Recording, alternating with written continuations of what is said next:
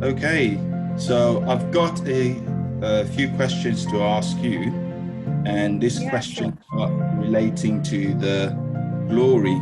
So, increasing desire for the glory. My first question being, have you ever experienced the glory of God? Yeah, I would say I have. I think a few times in glimpses, but there's two points that stand out to me the most. So there was one occasion actually that we did as a ministry with Pastor Kazito, who I think is doing an interview as well at some point. And yeah, that was one that I remember. And then another point was actually very different, but I think it was the glory as well. So that one was a lot more. It was like coming to face with myself in the presence, like or in God's glory, and the other one was a lot more calmer. So yeah, two distinctly. Wow. So, from those two examples, what is your understanding of the glory of God then? Yeah, I would say for me, it's the full weight of God's presence. I think sometimes we talk about God's presence being, when we're in church, like God's presence is really there, but the glory is like the full strength of like God being in a room. Like, so it's who God is, and his very atmosphere, like his very being in a room. Yeah, that's how I would describe it. So you can look at, some examples in the Bible that kind of depict it. Yeah. So, do you know of anyone else who's experienced the glory of God? Mm. So I think most of the examples I point to are in the Bible because they're like some key undeniable ones there. So for example, Moses, when he asks to see God's glory and he passes by him. Also King Isaiah when he kind Yeah. of sees himself and that famous line, "Woe is me, for I'm a man of unclean lips." And then also like my teacher, Pastor Kazito, he's someone who I know has experienced the glory. But again, because I think there's not much understanding around this topic, it's hard to even have conversations around, oh, like, have you experienced it? Because a lot of people maybe don't know what it is or aren't clear on what it is. Right, right. And my third question would be, would you like to experience more of the glory of God? You mentioned two examples, but would you like to experience them more than the two times? Mm. Yeah, absolutely. Like I think 100% like that is my desire to see more of it because again, like I said, it's like the full weight of God and he's the sweetest thing. Like he's everything good, he's everything pure. So 100% like that. Yeah, for sure. Well, it does seem that not everybody gets to experience the glory of God.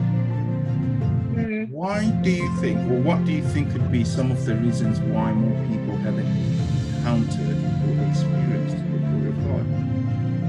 Yeah, good question. I would say the first one being a lack of desire. So, like, actually just not desiring it. The glory is something that comes only through being desired.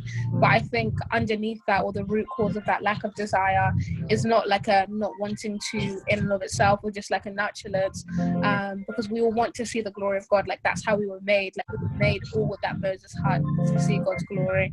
I think it's more a lack of understanding of what it is. Like you can't desire something that you don't know about. You can't desire something that you don't know is to be desired. So yeah, I would say lack of desire, but lack of desire that stems from a lack of knowledge.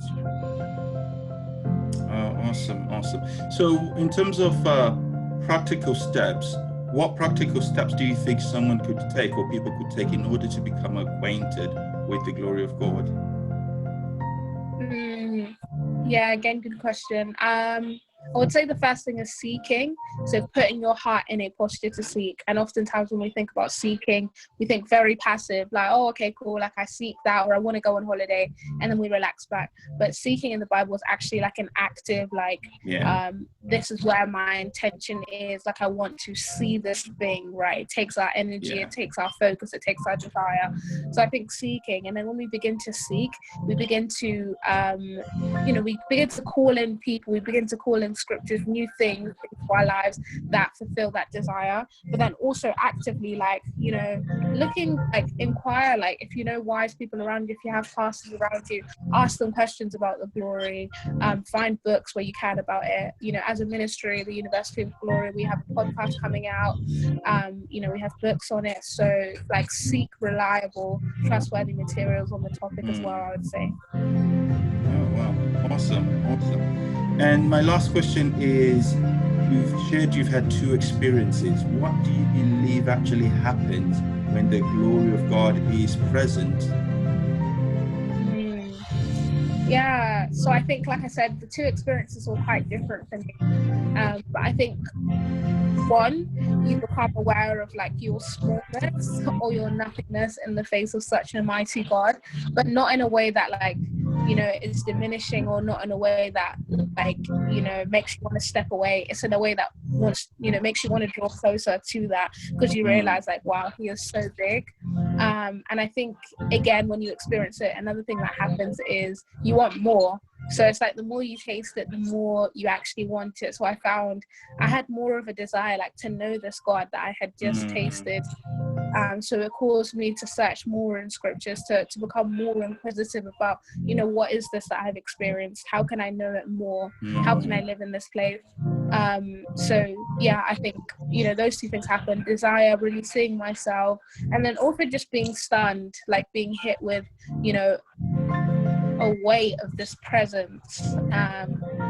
Or I can describe it, like, just being stunned, that you can't even think about yourself or your surroundings, that you don't care what's going on around you, that being in that. Wow, wow. Does, from the way you've explained it, expressed it, it actually sounds like a, you know, awesome and a fantastic thing to encounter. And I believe it's something that everyone should actually experience. Really. Wow. Yeah, carry on. Yeah, no, it's just, yeah, 100%. Like, I think it's everything that our hearts seek, for sure. Like, I think it's something that we should all desire, and something that we should all experience, especially as, you know, as believers primarily. Awesome. Wow, Mayfair, thank you very much for your time, and you know, it's wonderful to actually get to hear, you know, your experiences about the glory of God. God bless you. Yeah, amazing. Thank you, Emmanuel.